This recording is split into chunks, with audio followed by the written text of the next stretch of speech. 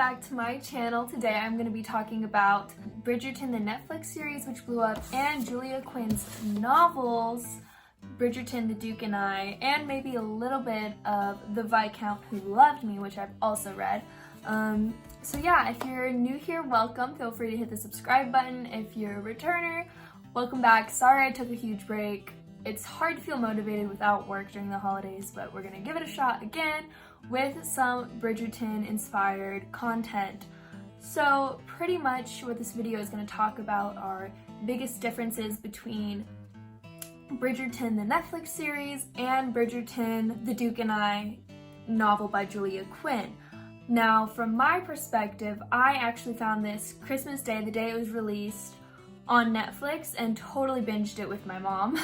So I definitely watched the series first and then found the novels, which are amazing. So I don't know how it's different going from reading the book first to watching the series, but from what I've experienced, they're both amazing pieces of work. Just to kind of hop in and just get it rolling, one of the biggest differences that I found from the book to the series was that the book, as Julia Quinn even said in an interview, is that she focuses a lot on like the heroiness, I don't know if I said that right, but the main character stories in her novels. And I noticed that right away, is that there was no, I forgot what her name was.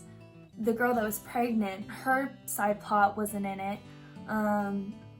And the Featheringtons, we didn't really have the money problem. There was no boxing matches. We didn't really hear anything about Anthony's mistress, and we hear a little bit of that in The Viscount Who Loved Me, but definitely wasn't built on as much as the Netflix show put it on. And Penelope and Eloise, didn't really know that they had a friendship. The book is a lot more focused on Daphne and Simon, which I think is very interesting and fun to read, because now it's really focused on their thoughts and their romantic relationship and how they're feeling in the moment, what's going through their heads. So I personally really enjoyed reading that and thought that that actually added a lot more to the story from the actual show, because in the show you can't hear their thoughts. So that's a difference, and that's what I like about the Netflix show, is that it brings in more of these stories and these experiences and kind of ties in the different novels really well. For anyone who's curious, the novel breakdown is pretty much like a book for every child. So that's what I'm assuming is gonna be the next season, is gonna be Anthony, who is the Viscount in The Viscount Who Loved Me, the second book, which I am so excited for. I definitely had to read that one first. I couldn't wait, and I want to read the rest of them, but of course you all sold them out on Barnes & Noble and Amazon, but I did get to read the first two, which I absolutely loved, and I really hope that season 2 is going to be about Anthony, because oh boy, that's gonna be a good one. Anywho, the side plots was a big difference, and I'm hoping that every season is going to actually continue with the new siblings and their stories. And based off of the second book, if you're really attached to the Daphne and Simon story, don't worry, you're going to get attached to the next stories very easily. Julia Quinn is an amazing author, and they actually really did a good job of replicating her novels on screen. Another difference though was the storyline. Like when Daphne punched Nigel, that was actually the first time that Simon saw her, and he didn't know that that was Anthony's sister at the time. So he actually tried to like flirt with her and approach her, and could have gone even further until he realized, oh my gosh, this is Daphne Bridgerton, this is my best friend's younger sister, I can't be doing this.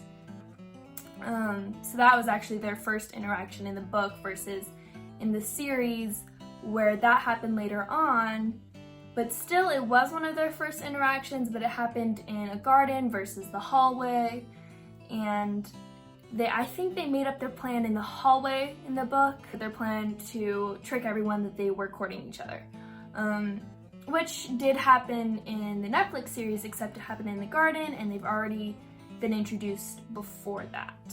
So those were two differences. Again, not super big. There was also no queen in the book and no prince. I mean, obviously the queen does exist and we hear about her later on in other novels, but for this specific story, she did not play as much as a role because they did not need to get her permission to marry like they did in the Netflix show. There was no prince, and that had to do with the big thing that we didn't really know that Daphne was the diamond of the season, like how we did in the Netflix show, because that's like the queen never likes to be wrong type deal. That's what was going on in the show, whereas for this, it was just like Simon and Daphne and their goals, Daphne's goal to get married and Simon's goal to not get married, pretty much, and to avoid the mamas. So that was a huge difference. I was a little disappointed to not hear the prince. I felt like that was an interesting twist, and I would have liked to see how Simon's jealousy kind of fitted in with that, but it's totally fine. Obviously, Julia Quinn wrote the books first. It just would have been interesting to hear his thoughts.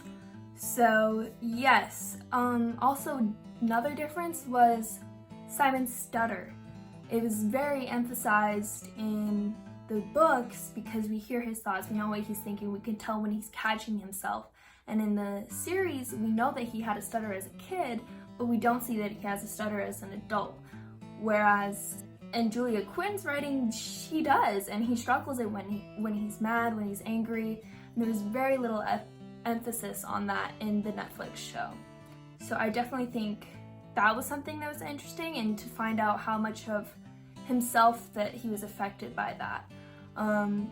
Also the difference in how he overcame his thing about having children and his battle with his father, because in the story you really grow with the characters as they battle it together with Daphne and Simon in the novel, because you see how Daphne is very encouraging, saying you're just beating yourself down, like you're losing to your father if you let him control your whole life, like you're still letting him control your life.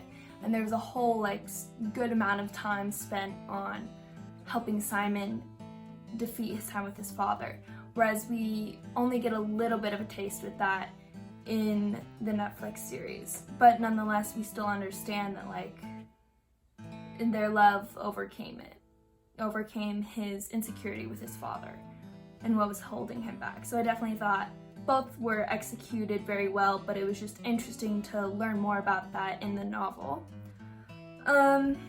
Another thing that I thought was important was race, because obviously Shondaland was producing this, and Shonda, she loves putting diversity and inclusivity into her cast, into her storylines, into anything she produces, which is amazing.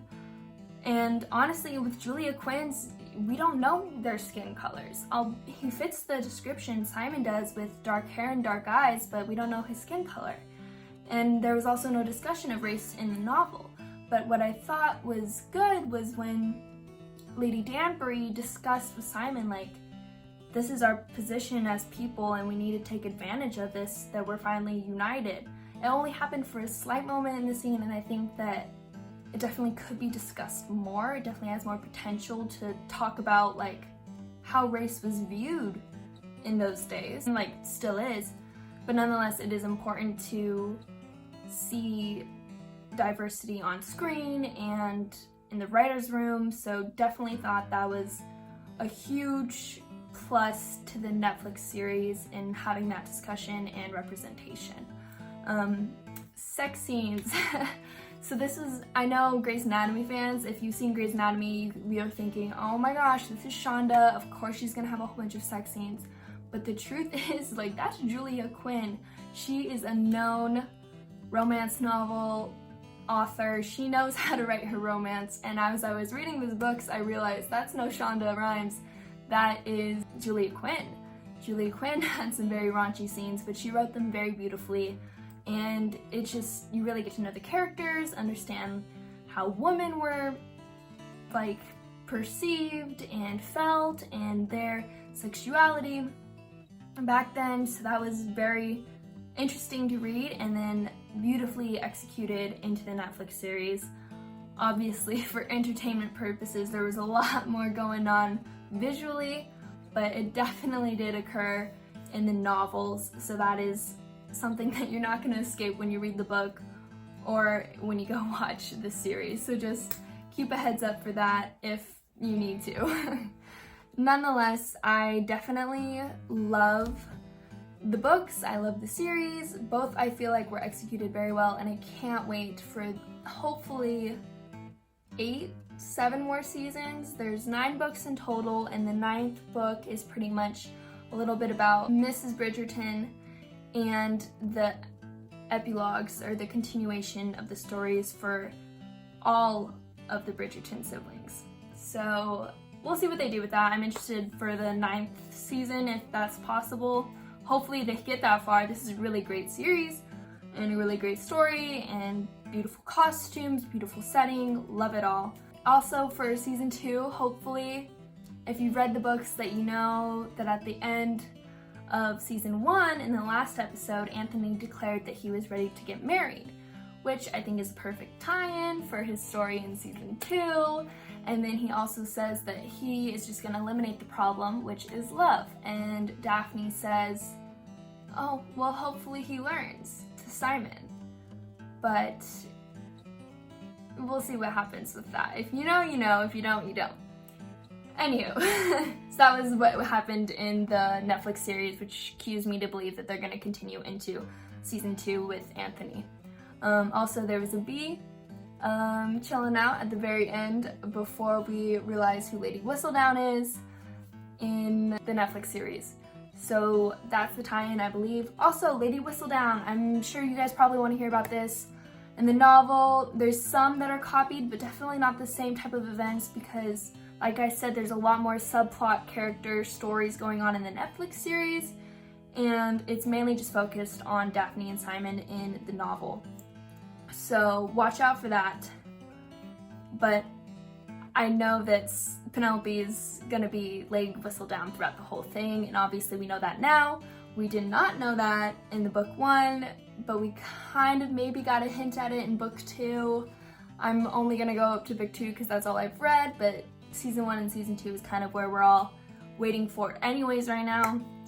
So yes, this is very exciting and I can't wait to get my books in so I can continue to read the rest of the series, but honestly I don't know if I want to do that yet because I'm so excited and I don't want to read through them all and then wait 7 more years for them to finish the series. So we'll see how I read it. But anywho, I hope this is helpful or interesting, entertaining, so you kind of get the feel for if you want to read the book, if you've read the books and you want to go watch the series, whichever you feel, or if you've read them both and just found this comparison and contrast interesting to you. Well, anyways, take care, bye friends, love you all, and don't forget to like this video if you did enjoy it at all, and feel free to subscribe if you are willing to see more content of just my life and things that I'm interested in as we go throughout the year. Alright, bye friends. Mwah.